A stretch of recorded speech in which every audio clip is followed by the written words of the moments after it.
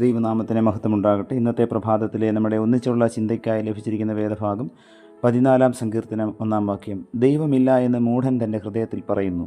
അവർ വഷളന്മാരായി മ്ലേച്ഛത പ്രവർത്തിക്കുന്നു. നന്മ ചെയ്യുന്നവൻ ആരുമില്ല. ഒരിക്കൽ ഒരറബിയും നിരീശ്വരവാദിയായ ഒരു ഇംഗ്ലീഷുകാരനും കൂടെ അറേബ്യൻ മരുഭൂമിയിലൂടെ യാത്ര ചെയ്യുകയായിരുന്നു. ഒരു സന്ധ്യാവേളയിൽ അറബി പ്രാർത്ഥിക്കുന്നത് കണ്ട ഇംഗ്ലീഷുകാരൻ പുച്ഛഭാവത്തിൽ അറബിയോട് ചോദിച്ചു, നിങ്ങൾ ആരോടാണ് പ്രാർത്ഥിക്കുന്നത്? ദൈവത്തോട്. അറബി മറുപടി പറഞ്ഞു. ആരാണീ ദൈവം എന്നായി ഇംഗ്ലീഷുകാരൻ. നിങ്ങൾ ദൈവത്തെ കാണുകയോ കേൾക്കുകയോ സ്പർശിക്കുകയോ ചെയ്തിട്ടുണ്ടോ എന്നയാൾ തുടർന്ന് ചോദിച്ചു. ഇല്ല എന്നായിരുന്നു അറബിയുടെ ശാന്തസ്വരത്തിലുള്ള മറുപടി. എങ്കിൽ നിങ്ങൾ ഒരു വിഡ്ഢിയാണ്, ഇംഗ്ലീഷുകാരൻ പറഞ്ഞു. കാണുകയോ കേൾക്കുകയോ സ്പർശിക്കുകയോ ചെയ്തിട്ടില്ലാത്ത ദൈവത്തോട് പ്രാർത്ഥിക്കുന്നത് വിഡ്ഢിത്തമല്ലേ? അറബി അതിന് മറുപടി കൊടുത്തില്ല. അയാൾ ശാന്തമായി പ്രാർത്ഥന തുടരുക മാത്രം ചെയ്തു.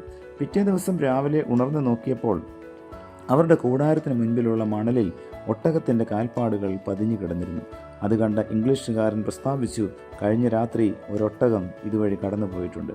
താങ്കൾ ഒട്ടകത്തെ കാണുകയുണ്ടായോ? അറബി പുഞ്ചിരി തൂകിക്കൊണ്ട് സ്നേഹിതനോട് ചോദിച്ചു. ഇല്ല, ഇംഗ്ലീഷുകാരൻ്റെ ഉത്തരം. താങ്കൾ അതിനെ സ്പർശിക്കുകയോ അതിൻ്റെ ശബ്ദം കേൾക്കുകയോ ചെയ്തോ? അറബി വീണ്ടും ആരാഞ്ഞു. അതിനും ഇല്ല എന്നായിരുന്നു ഇംഗ്ലീഷുകാരൻ്റെ മറുപടി. എങ്കിൽ താങ്കൾ ഒരു വിഡ്ഢിയാണ്. കാണുകയോ കേൾക്കുകയോ സ്പർശിക്കുകയോ ചെയ്യാതിരുന്നിട്ടും ഒരൊട്ടകം ഇതിലെ കടന്നുപോയെന്ന് താങ്കൾ വിശ്വസിക്കുന്നു. പക്ഷേ ഈ കാൽപ്പാടുകൾ നോക്കൂ, ഇത് കണ്ടാൽ ഒട്ടകത്തിൻ്റേതല്ലെന്ന് ആരെങ്കിലും പറയുമോ? ഇംഗ്ലീഷുകാരൻ തിരിച്ചു ചോദിച്ചു. അപ്പോഴേക്കും പ്രഭാത സൂര്യൻ ഉദിച്ചുയർന്നിരുന്നു. സൂര്യകിരണങ്ങളെ ചൂണ്ടിക്കാട്ടിയിട്ട് അറബി ശാന്തനായി പറഞ്ഞു, ആകാശവും ഭൂമിയും അവയിലെ അത്ഭുത സൃഷ്ടികളും കാണുമ്പോൾ അവയ്ക്ക് രൂപം നൽകിയ പ്രപഞ്ച സൃഷ്ടാവിനെ കാണാതിരിക്കുവാൻ കഴിയുന്നതെങ്ങനെ? ഈ കഥയിലെ ഇംഗ്ലീഷുകാരനെ പോലെയാണ് ചില മനുഷ്യർ. അവർക്ക് ദൈവത്തിൽ വിശ്വാസമില്ല. കാണുകയും കേൾക്കുകയും സ്പർശിക്കുകയും ചെയ്യാതെ വിശ്വസിക്കാൻ പ്രയാസമാണെന്ന് അവർ പറയുന്നു. നമ്മുടെ അനുദിന ജീവിതത്തിൽ കാണുകയും കേൾക്കുകയും ചെയ്യാതെ എന്തെല്ലാം കാര്യങ്ങളാണ് നമ്മൾ വിശ്വസിക്കുന്നത്? നാം ശ്വസിക്കുന്ന വായു നമ്മൾ കാണുന്നില്ല, അതിനെ നമ്മൾ സ്പർശിക്കുന്നില്ല. എങ്കിലും ജീവൻ നിലനിർത്താൻ ശുദ്ധവായു ആവശ്യമാണെന്ന് നമുക്കറിയാം. വൈദ്യുതി നമ്മൾ കാണുന്നില്ല, പക്ഷേ വൈദ്യുതി കമ്പുകളിലൂടെയുള്ള അതിൻ്റെ പ്രവാഹത്തെ നമ്മൾ ആരും നിഷേധിക്കുന്നില്ല. കാണുകയോ കേൾക്കുകയോ സ്പർശിക്കുകയോ ചെയ്യാൻ പാടില്ലാത്തത് കൊണ്ട് ഒരു വസ്തു നിലനിൽക്കുന്നില്ല എന്ന് ആരും പറയുന്നില്ല. ഇതുപോലെ പ്രപഞ്ചത്തിൻ്റെ വിധാതാവായ ദൈവത്തെ നേരിട്ട് കാണുവാൻ സാധിക്കാത്തത് കൊണ്ട് ദൈവമില്ല എന്ന് പറയുന്നത് ശരിയല്ല.